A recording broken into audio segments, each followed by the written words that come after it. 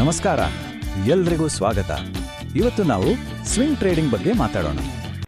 ತುಂಬಾನೇ ಸಂಕೀರ್ಣ ಅನ್ಸೋ ಟ್ರೇಡಿಂಗ್ ತಂತ್ರಗಳನ್ನ ಎಲ್ರಿಗೂ ಸುಲಭವಾಗಿ ಅರ್ಥ ಆಗೋ ಹಾಗೆ ಸರಳ ಹಂತಗಳಲ್ಲಿ ನೋಡೋಣ.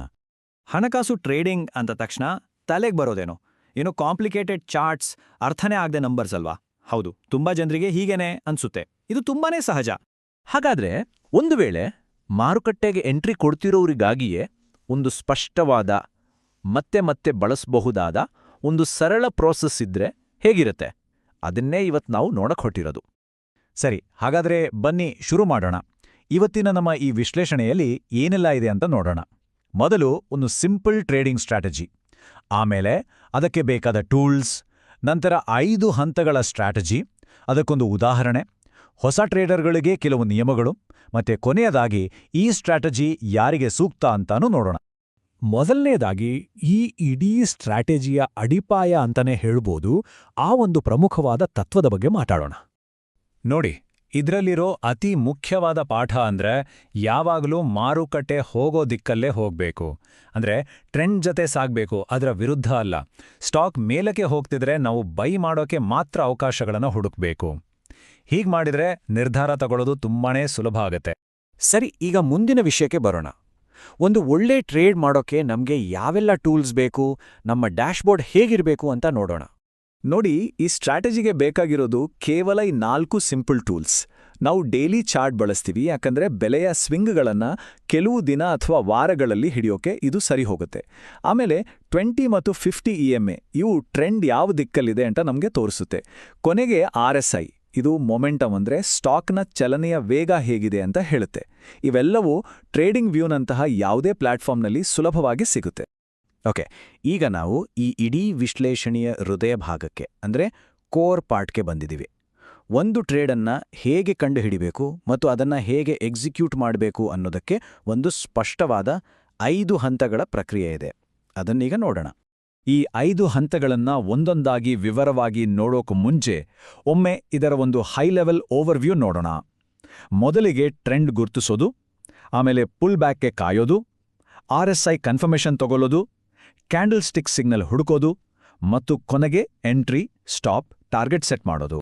ಸರಿ, ಮೊದಲನೇ ಹಂತ ಟ್ರೆಂಡ್ ಕಂಡುಹಿಡಿಯೋದು. ಇದು ಹೇಗೆ ಅಂದ್ರೆ ಡೈಲಿ ಚಾರ್ಟ್ನಲ್ಲಿ 3 ವಿಷಯಗಳನ್ನ ಗಮನಿಸಬೇಕು.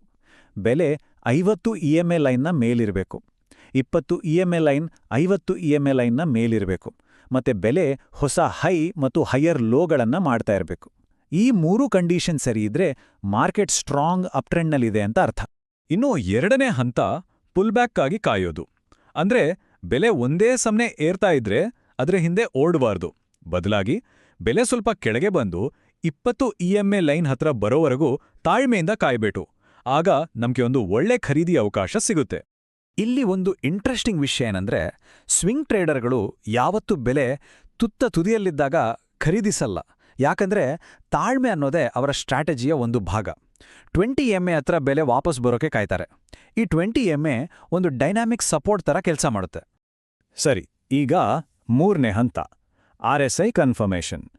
ಬೆಲೆ ಸ್ವಲ್ಪ ಕೆಳಗೆ ಬಂದಿದೆ, ಸರಿ, ಆದ್ರೆ ಆ ಇಳಿಕೆ ನಿಂತಿದ್ಯಾ ಮತ್ತೆ ಮೇಲೆ ಹೋಗೋಕೆ ಸ್ಟಾಕ್ ರೆಡಿಯಾಗಿದೆಯಾ? ಇದನ್ನ ತಿಳ್ಕೊಳ್ಳೋಕೆ ನಾವು RSI ಇಂಡಿಕೇಟರ್ ನೋಡ್ತೀವಿ. RSI ವ್ಯಾಲ್ಯೂ 40-50ರ ಮಧ್ಯೆ ಇದ್ರೆ ಸೆಲ್ಲಿಂಗ್ ಪ್ರೆಷರ್ ಕಡಿಮೆ ಆಗ್ತಿದೆ ಅಂತ ಅರ್ಥ. ಇದು ನಮಗೊಂದು ಒಳ್ಳೆ ಸಿಗ್ನಲ್. 4ನೇ ಹಂತ ಕ್ಯಾಂಡಲ್ ಸ್ಟಿಕ್ ಸಿಗ್ನಲ್. ಎಲ್ಲವೂ ಸರಿಯಿದೆ, ಈಗ ನಮಗೆ ಬೇಕಾಗಿರೋದು ಒಂದು ಟ್ರಿಗರ್. ಆ ಸಪೋರ್ಟ್ ಏರಿಯಾದಲ್ಲೇ ಒಂದು ಸ್ಟ್ರಾಂಗ್ ಬುಲಿಶ್ ಕ್ಯಾಂಡಲ್ ಅಂದ್ರೆ ಹ್ಯಾಮರ್ ಅಥವಾ ಬುಲಿಶ್ ಎನ್ಗಲ್ಫಿಂಗ್ ಪ್ಯಾಟರ್ನ್ ಕಾಣಿಸ್ಕೊಂಡ್ರೆ ಅದು ನಮಗೆ ಸಿಗ್ನಲ್. ಅಂದ್ರೆ ಈಗ ಮಾರಾಟಗಾರರು ಸುಸ್ತಾಗಿದ್ದಾರೆ, ಖರೀದಿದಾರರು ಮತ್ತೆ ಕಂಟ್ರೋಲ್ ತಗೊಳ್ತಿದ್ದಾರೆ ಅಂತ. ಕೊನೆಯ ಮತ್ತು ಅತಿ ಮುಖ್ಯವಾದ 5ನೇ ಹಂತ ನಮ್ಮ ಪ್ಲಾನ್ ರೆಡಿ ಮಾಡ್ಕೊಳ್ಳೋದು. ಎಂಟ್ರಿಯಲ್ಲಿ, ಸ್ಟಾಪ್ ಲಾಸ್ ಎಲ್ಲಿ, ಟಾರ್ಗೆಟ್ ಎಲ್ಲಿ ಅಂತ ನಿಖರವಾಗಿ ನಿರ್ಧಾರ ಮಾಡಬೇಕು. ಬುಲಿಶ್ ಕ್ಯಾಂಡಲ್ನ ಹೈ ಮೇಲೆ ಎಂಟ್ರಿ, ರೀಸೆಂಟ್ ಲೋ ಕೆಳಗೆ ಸ್ಟಾಪ್ ಲಾಸ್ ಮತ್ತು ಹಿಂದಿನ ಹೈ ನಮ್ಮ ಟಾರ್ಗೆಟ್ ಆಗಿರುತ್ತೆ. ಇಲ್ಲಿ ಒಂದು ವಿಷಯವನ್ನ ಸ್ಪಷ್ಟವಾಗಿ ಅರ್ಥ ಮಾಡ್ಕೋಬೇಕು. ಸ್ಟಾಪ್ ಲಾಸ್ ಅನ್ನೋದು ಕಡ್ಡಾಯ. ಸ್ಟಾಪ್ ಲಾಸ್ ಇಲ್ಲ ಅಂದ್ರೆ ಟ್ರೇಡಿಂಗ್ ಮಾಡೋದೇ ಬೇಡ. ಯಾಕಂದ್ರೆ ರಿಸ್ಕ್ ಮ್ಯಾನೇಜ್ಮೆಂಟ್ ಒಂದು ಆಪ್ಷನ್ ಅಲ್ಲ, ಅದು ಯಶಸ್ವಿ ಟ್ರೇಡಿಂಗ್ನ ಅಡಿಪಾಯ. ಸರಿ, ಇಲ್ಲಿವರೆಗೂ ನಾವು ಥಿಯರಿ ನೋಡಿದ್ವಿ. ಈಗ ಈ 5 ಹಂತಗಳು ನಿಜವಾಗಿ ಹೇಗೆ ಕೆಲಸ ಮಾಡುತ್ತೆ ಅಂತ ಒಂದು ಸರಳ ಸಂಖ್ಯೆಗಳ ಉದಾಹರಣೆ ಮೂಲಕ ನೋಡೋಣ ಬನ್ನಿ.